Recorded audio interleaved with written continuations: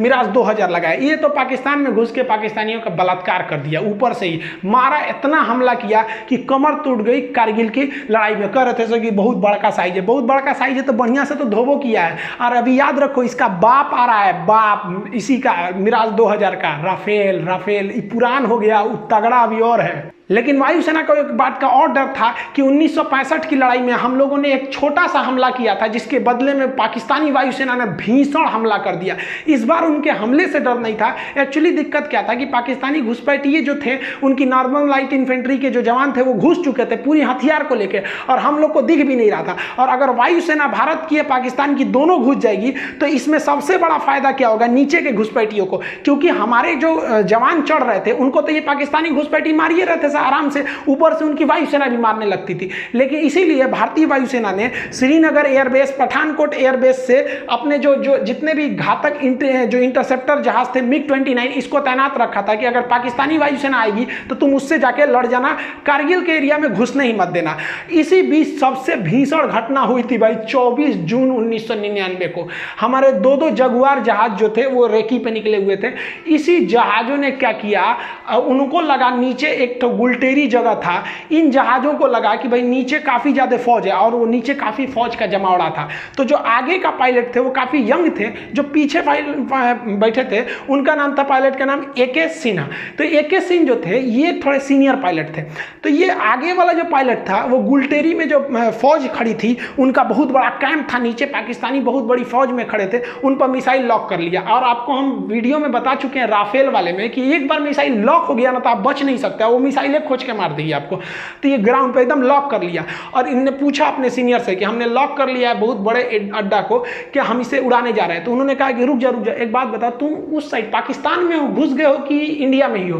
तो ये कहा कि हम तो पाकिस्तान वाले एरिया में घुस गए। कहा कि मत मारो, क्योंकि इस दिल्ली का सीधा आदेश है कि आप पाकिस्तान के एरिया में हमला नहीं कर सकते। ये बहुत अच्छा डिसीजन था, क्योंकि एक साल पहले हम लोगों ने 1998 में परमाणु बम फोड़ा था। पूरी दुनिया हमारे खिलाफ थे, जैसे अभी ईरान के खिलाफ है, उस समय हमारे खिलाफ थी। और अगर हम लोग पाकिस्तान में घुस के मार देते तो ये तो एक तरह का ये तो ओपन युद्ध हो जाता। और अपने एरिया में मार रहे हैं तो पूरी दुनिया हमारा साथ देगी कि भैया हम अपने एरिया में आतंकवादियों को मार रहे हैं, तो कहे कि उधर मत मारो। और आपको जानकर ताज्जुब होगा, जहां ये पायलट मिसाइल लॉक किया था ना, ये हमारा एयरफोर्स का ही पायलट हुआ, एकदम नौछड़िया भी यंग था, जन्मे करते हिंदुस्तान के यंग लड़का लड़े में कितना आगे।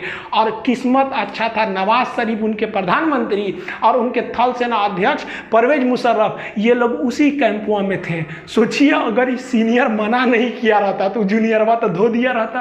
अब आप याद समझिए थोड़ा, एक छोटा सा देश था ऑस्ट्रिया, जिसके राष्ट्र यानी राजकुमार की हत्या कर दी गई। उस हत्या की वजह से प्रथम विश्व युद्ध चालू हो गया। वही हाल था यहाँ एक परमाणु संपन्न वाला दूसरे देश के परमाणु संपन्न के सेना अध्यक्ष को मार देने से कुछ खास बवाल नहीं होता है, क्योंकि सेना लड़ने के लिए, लेकिन राजनीतिक व्यक्ति की हत्या करने पर बवाल हो जाता है।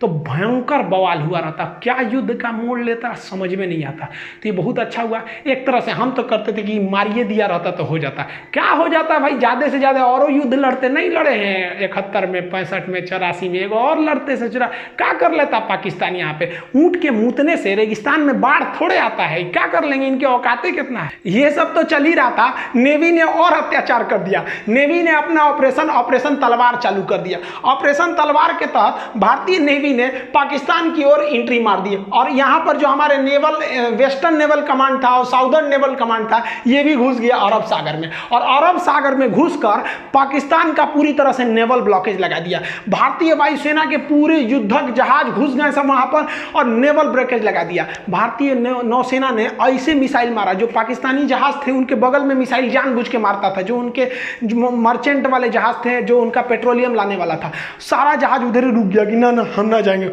नेवी उधर मार रही है। पूरी तरह से पाकिस्तान का इतना भयानक नेवल ब्लॉकेज था कि पाकिस्तान के पास केवल 6 दिन का पेट्रोलियम बचा था। नहीं तो उसके बाद उन लोग गाड़ी चलाते, लोग चलाओ ससुरा तुम्हारा पास, इतना भयानक काम किया था।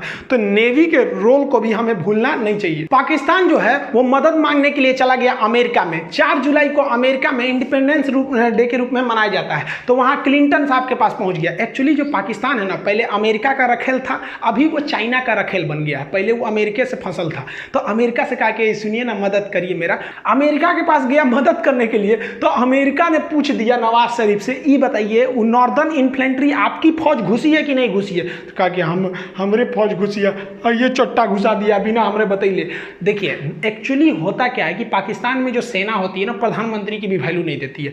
कारगिल के लिए 10% जिम्मेदार जो थे वो नवाज शरीफ थे, 90% ई चोट्टा जिम्मेदार था। अपने को बहुत बड़का समझता था, सिकंदर द्वितीय चोट्टा, कहीं के फांसी लगतो हो तोरा कुछ दिन में, अस्थिर रहो यहाँ पे। तो ये इनको तो पता था, ये तो बेचारा खुद अपने जनरल से डरते थे, जबकि ये इतना बड़का नमक हराम है कि इसको जनरल का पद नवाज शरीफ ने दिया था, जबकि ये सबसे जूनियर था जनरल की लिस्ट में, फिर भी इसको दिया। ये क्या किया, नवाज शरीफ को हटा के अगले साल खुद क्या बन गया, राष्ट्रपति बन गया। हम ही बढ़िया से हुआ। ये तो तू लोग यार अपने देश का नहीं है तो हम लोग का कहाँ से हो जाएगा रे? तो ये बिल क्लिंटन ने कहा कि सुन नवाज शरीफ, देर चक्कर मत कर यहाँ पे, तो पहले परमाणु बम फोड़ा है तो हम तोरा दिमाग खराब है, तू क्या समझता है, तू गलत काम करेगा हम तोरा साथ देंगे, पूरी दुनिया हमको नहीं थूकेगी, तू अपनी फौज पीछे बुलाओ।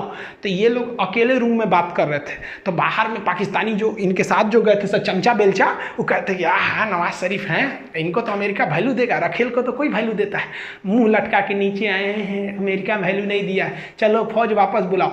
तब तक पगला ये चाइना गया था मदद करने कि हमको मदद कीजिए यहाँ पर, तब तक भारतीय जो थे सब टेलीकॉम वाले इसका बतिया रिकॉर्ड कर लिया सब। और भारत के अटल बिहारी वाजपेयी और यशवंत सिंह जो थे, जसवंत सिंह, इन्होंने प्रेस कॉन्फ्रेंस में वो टेप सुना दिया कि इससे सुना चाइना में कह रहा है कि हमारी फौज घुसी हुई है, और यहाँ एक्सेप्ट कर लिया। यानी दुनिया के मैटर पर ये तो चौपट हो गए। लेकिन ये